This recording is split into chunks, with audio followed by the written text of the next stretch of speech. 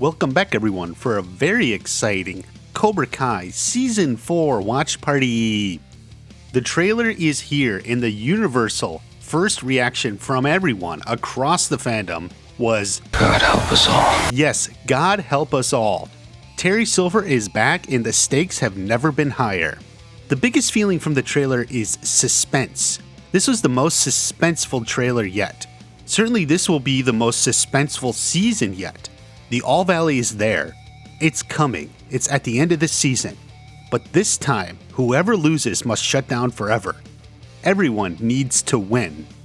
But the key to the season is the idea of blending.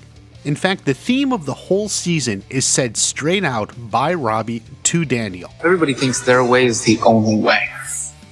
You, my dad, Cobra Kai. The truth is, it doesn't matter which way you fight as long as it works. Note, he even included Cobra Kai in that. That is your core for the season. Even though Robby joined Cobra Kai, he can still see their faults. The same as everyone else. They think they're right and their way is the only way. This is an expansion of the core theme of the entire series. There's two sides to every story. One person's right was someone else's wrong. What seems like a horrible lessons to you can really empower someone in different situations. No mercy, bitch! It's almost like Robby has watched the first 3 seasons of the show and figured it out. So as you think about Season 4 and watch Season 4, consider how every single character is a reflection on the central theme. Everybody thinks their way is the only way.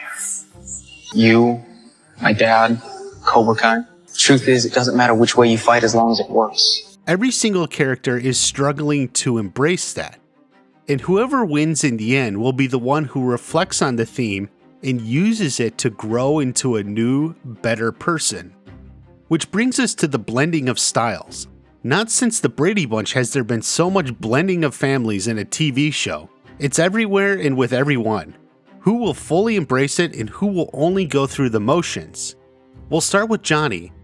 Johnny will decide there is something to learn in the Miyagi-Do teaching methods. He offers to shake. He's actually doing wax on, wax off.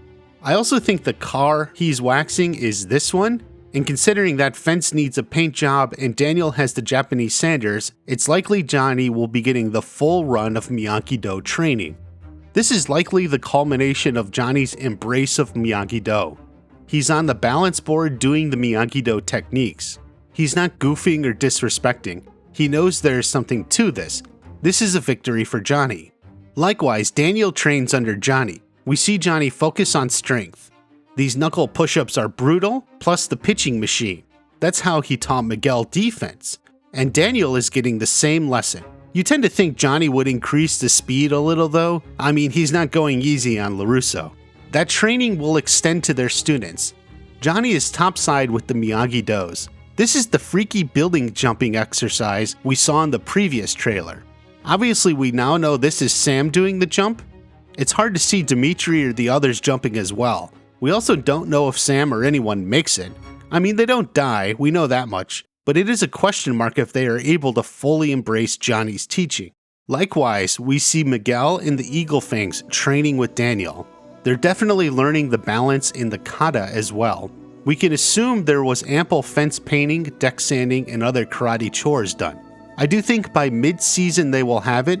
This is the mid-season climax for the dojos. Everything's coming together. It looks like it just may work. They have embraced the theme of the season. The same is happening with Cobra Kai. This time it's being led by Robby. The students entered class to see Robby is ready to teach. Terry and Kreese are gone for that day. I'll get to where they are in a minute. Robby gives his speech and he explains the importance of understanding Miyagi-Do. He's gonna lead the cross-training. Kyler and some students don't agree. They don't see the importance of it. So Robby encourages a free-all fight. Kyler and the others lose to Robby badly. The rest are willing to learn. He teaches them wax on, wax off. This is very significant. Tori gets it. She gets it very good.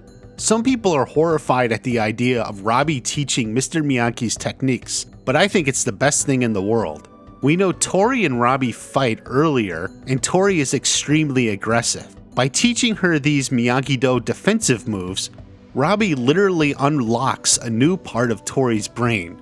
It's a new way of thinking, defense, not just straight offense. We know we will get a broader look at Tori's story in Season 4, and this, yes, learning wax on, wax off, will do more to reform her view on life than any probation or getting kicked out of school ever will.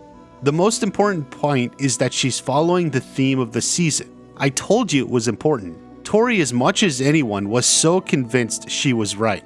She attacked Sam twice because she was convinced that was the right thing to do. Do not be fooled or pessimistic. This is not a bad thing. When Robby teaches her, she learns that her way was not the only way. She's embracing the theme of the season and growing as a character. On the other hand, you don't see Kyler learning wax on and wax off. Don't expect him to grow this season. He doesn't get it. There's one other main character who embraces the theme. He's right here. Yes, Terry Silver is also someone who realizes there's more than just Cobra Kai. Balance is crucial. Man can't stand. He can't fight. What makes Silver especially important is not only does he recognize the benefits of the other side, he's thinking about how to overcome them. That is the Quicksilver method. It's not much, but it is something. He's following the theme of the season. So think this through for a second. We know the primary theme of the season, and even the whole show, is the realization that your way is not the only way. You have to let go of the certainty of yourself and consider other points of view, that maybe there's another way to get what you want. Now in storytelling, the characters who succeed are the ones who embrace the theme. They journey from an old life into a new life, and it's by embracing that theme. Right in the trailer, we see all the main characters embracing the theme in some way except one, John Kreese. Where even Terry Silver thinks balance is crucial and trains to overcome it in his opponent, Kreese does not. Remember in Season 3, Kreese even said, "You can't keep up this defense on this shit forever." Kreese never considers anything other than his Cobra Kai. His way is the only right way. Kreese does not embrace the theme of the season or even of this show. Daniel does, Johnny does, Sam does, Miguel does, Terry Silver does, Robby does, and even Tori does. But Kreese, no. So what does that mean? It means one way or another, Kreese will not make it out of Season 4. His unwillingness to adapt is what will ultimately do him in. It will be in Season 4. I don't know if he'll die, though that's possible, but Kreese will not emerge on top. How that happens is speculation. Now let's move on to the rest of the trailer. Kreese recruiting and bringing the return of Terry Silver is for some fans the most exciting part of the whole season. Terry Silver is a favorite of a lot of fans, and also co-creator Hayden Schlossberg. At first I thought he would immediately show up, but I'm less sure now. It makes sense because there needs to be a little conflict and drama. I think Kreese talked to Terry Silver on the phone, and Terry told him to come by. Maybe it was that day, maybe he was out of town and it's a few days later. Silver has moved on. He's running his business in Stupid Wealthy. Kreese comes in and wants his help to run the dojo. Terry doesn't give an immediate yes. He has business, he has things, but Kreese reminds him of where his heart truly is. He loves training Cobra Kai. Still, he doesn't commit. Then at the end of episode 1, he comes into the dojo. In fact, this show has a thing with people coming in to see Kreese at the end of the episode. Notice the direct parallels between Robby and Silver. I'm going to expand on that more. Anyway, Silver is convinced and he comes back. Kreese is happy to have him. And by the way, Thomas Ian Griffith is amazing. He can still get his leg that high. Silver is on board and it's going to be great. He takes Kreese out to discuss the plan. I just want to make sure this time we win. You're damn right you want to win this time. Remember, the reason they lost is because they wanted to inflict pain and embarrassment. It was not win at all costs. I'm not sure who will point that out, but I do think this scene will directly address the ridiculousness of Karate Kid 3. Hopefully it's put in a context that makes sense. For example, Silver could say he feels like he let Kreese down the last time, and that's partially why he was hesitant to come back this time. That would make sense. Now, Kreese and Silver leave Robby to teach class one day. They're gone because that is when they go to Miyagi-do to confront Daniel and Johnny. Notice they are in the same outfits here? You have to pay attention because sometimes Terry has the same jacket but different shirts on. I suspect this is the first time Daniel and Terry Silver encounter each other. Daniel sends the kids in the house so they can talk. The kids are obviously peeking out. This is a comic relief in this scene. It breaks up Kreese planting doubt in Johnny and Terry Silver doing whatever with Daniel. Now because there's comic relief in all this, it's probably not the most intense scary scene. I suspect they are here to renegotiate the deal and how the All Valley tournament will go. That is a scene that has to happen, and this is likely it. This is early season, episode 2 or 3. Now the next encounter is Daniel with Terry Silver in Nestor's market. We know because the windows and aisles are the same as we've seen before. I think this is the next day. Daniel is specifically coming here to find Robby. Daniel is trying to warn Robby about Terry Silver. He's bad news in ways you don't understand. This is where Robby gives his speech where he states the theme of the season. Robby isn't going back with Daniel. In fact, Robby even sees the same problems with Cobra Kai. He mentions that Cobra Kai is just like Daniel and Johnny, convinced their way is right. He's thinking of the students and even Kreese when he says that. Perhaps it's Terry Silver who is different. In fact, I think Robby may be staying with Terry Silver. That's how Robby and Silver get close. Perhaps he gets closer to Silver than he is with Kreese. Anyway, Silver shows up and acts all Silver to Daniel. Terry telling Daniel he may have a little Cobra Kai in him may also be what prompts Daniel to work hard with Johnny. The two have a discussion here at the bar, and Johnny gets the whole story. Notice this scene has the two personalities competing. Johnny thinks Daniel's problem is he doesn't address the problems. But Daniel says you can't strike first with Silver. That is the catalyst moment for them. Where their early attempts at cross-training, like Johnny learning to meditate, failed, now it will start coming together. I don't know what's going on with the fire, but it is hysterical. Another funny moment is Johnny with Demetri. I think it's very obvious that Demetri's problem is ideally learning to hit and kick without actually being hit or kicked. he's too afraid. That's not going to fly with Johnny. Johnny's purpose here is to teach Demetri to take a hit. He needs to recognize that when you're fighting, you will be hit and you can't stop because of it. You keep going. It's the same way he had his students take a punch to the face. Terry's influence is definitely felt on Cobra Kai. They have new training outfits and there's also a new student, Piper. She's in the Cobra Kai logo sports brawl. I really wonder if they're going to sell that as licensed merchandise.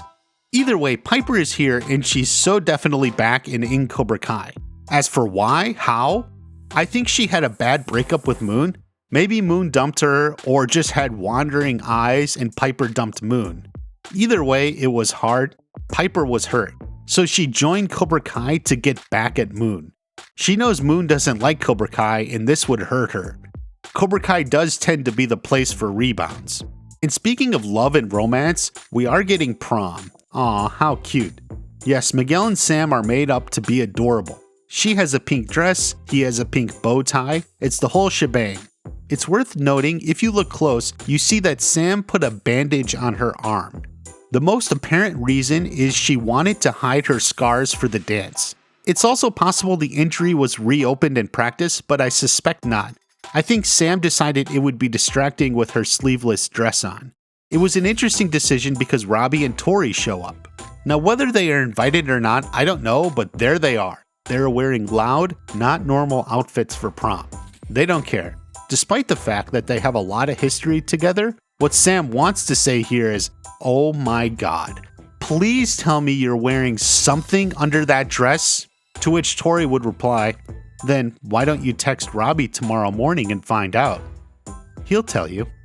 Yes, everything is about mutual training. While earlier in the season, Robby showed Tori the benefits of wax on, wax off, later this night, Tori will show him the real benefits of wax on, wax off. He's not ready for that. But revealing outfits notwithstanding, this is actually the first time Tori will see what she did to Sam. That is the bandage, at least. Their previous encounters, Sam had long sleeves on. Tori will understand why the bandage is there.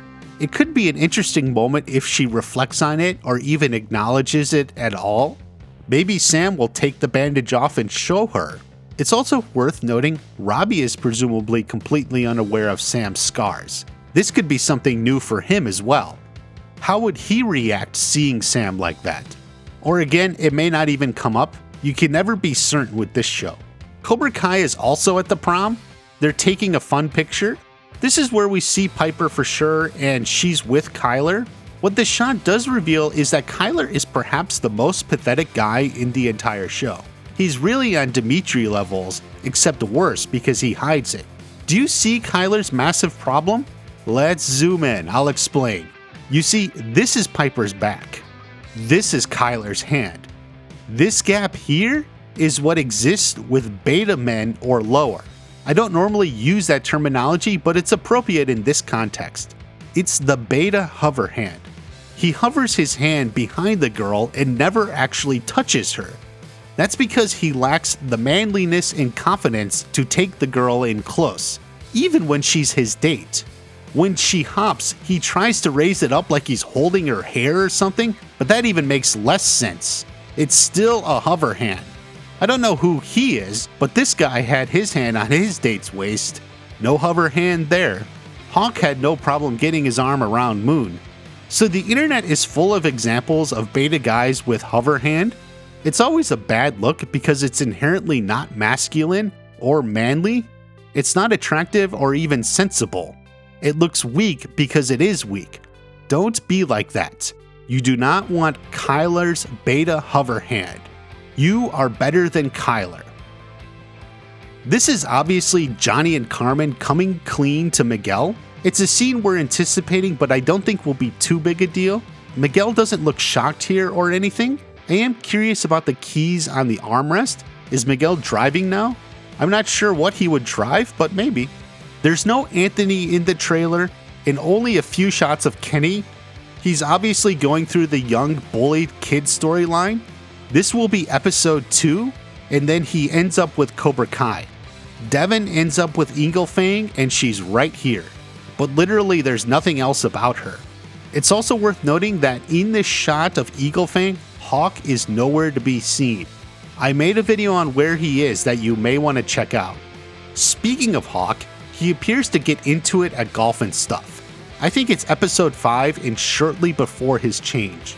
This is certainly a standoff between the dojos. Now Silver told them not to fight, and I think it's going to stick. It's like the original Karate Kid movie. No fighting before the tournament. In fact, it's possible Daniel negotiated that when they came to the dojo, just the same way Mr. Miyagi did. So when they came back to class is when Terry said, No fighting until the tournament. because Daniel told them to. The look between Sam and Tori is interesting. This is not Tori's angry or mad face, it's more subtle. I think she's hurt or sad here. Like maybe after training with Eagle Fang, Sam said something a little mean. Either way, Tori knows she can't attack Sam, she has to let it go. That's really a first for her. This brings us to the tournament. Now we hear the dialogue about changing the tournament forever, and we get this line from George. God help us all. Notice there is a cut here. I think it's a little misdirection. He's not saying that to the proposal to change the tournament. I do tend to think it's a sponsorship deal with Terry Silver. The tournament clearly had a cash infusion. They now have a digital leaderboard, for example. So then what are the changes to the tournament? Well, obviously they are doing kata, forms. This appears to be part of the competition because the referees are at the main table and appear to be judging it. Think of the judging as similar to gymnastics. We also see 2 sets of trophies on the table. This implies 2 brackets like I've long said. These were the trophies in season 1. That makes a bracket for the guys and a bracket for the girls. Except the logic is running into a few problems. The new logo strongly implied 3 competitions. 2 brackets is still only 2. Plus, how does the kata play into all this? How do you have a kata tournament and keep it exciting? Some people think there will be a sensei bracket, but not at all. While they may have some sort of demo, it won't be any sort of competition. Some people think there will be both kata and weapons kata. This is because Sam has sai when she does hers? That's wrong though. Since there is no set form or kata for the participants to use, they can do anything. They can include a weapon if they want, and she does. It's not a whole separate bracket. Also, for what it's worth, I think the inclusion of kata as part of the competition is directly from Daniel LaRusso. He always preaches the importance of kata because that's how he learned from Mr. Miyagi. He also knows Cobra Kai doesn't do kata. In fact, Terry Silver even said, Kata's good for working up a sweat. It's not going to win the tournament. So Daniel, drawing upon his experience with Terry Silver, convinces the All Valley board to add kata to the competition. Changing the rules to give yourself an advantage may seem unfair, but he's been training with Johnny. What are you wasting your time with Kata for? Didn't I tell you it's useless in a tournament? Yeah, but Huh? yeah. Yes, sir. Yes, sir. Yes, sir. You're right. I'm sorry. He's just giving his students the best chance to win at the All Valley.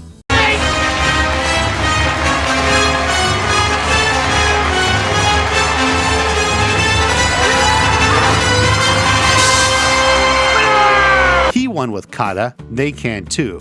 So why are there 3 flights and 2 sets of trophies? I believe the preliminary rounds are replaced by kata. Those montages we got with 1 or 2 points in a match, now it's a kata montage. The fighters are judged and scored and then ranked. There's also not only 2 sets of trophies, there is a third, right here, right in the center of the table. This is most certainly the trophy for first place in the kata competition. It's why it's on display during the kata. The contest is amongst everyone at the tournament. Highest score wins the trophy. Then, the highest ranking students are divided by the men and women who advance to compete in the quarterfinals, semifinals, and finals. To sum up, that means a kata or forms competition for the preliminary rounds. Then it's split by sex for the fighting portion of the competition. There will be 2 brackets and 2 All Valley champions. That fits with the 3 flights in the logo and champion trophies on the table. Daniel will be confident that most, if not all, Cobra Kai will fail to get past the kata portion. They don't teach that at Cobra Kai, except what he doesn't know or forgot. Terry Silver does know kata and can do it. It was in Karate Kid 3. Obviously, Robby will too. A few final notes. In Miguel's match here, we can see Miyagi-Do symbol and Cobra Kai symbol. The names are blank. It's possible that's blanked out for the trailer, not to give spoilers. He's also fighting someone from Locust Valley Dojo. That is Daryl Vidal's dojo from the original movie. He may be at the All Valley as well. But what's most important to remember is the theme. It also implies there will be some sort of schism between Daniel and Johnny right before the tournament. Stories often have a death scene followed by an all is lost scene. The death of their partnership would be just that. The dark night of the soul is when they prepare for the tournament using what they learned from the other anyway. I think Cobra Kai will win the tournament. It will be because Robby and Tori realize there is more than just one way. Terry Silver teaches them and prepares them for that. But because John Kreese does not, he will be gone by the end of the season. Perhaps Terry seizes Cobra Kai from Kreese in order to protect it. I suppose that would be a fitting end. Kreese loses the dojo the same way he took it from Johnny. Could this shot be actually the very last episode? Kreese leaving for good with Robby teaching the class? How do you think the theme of Season 4 will influence the characters? Leave a comment and let me know. I have a lot of videos coming, so make sure you're subscribed. We're going to cover everything. Have a great day. I'll see you at the next watch party.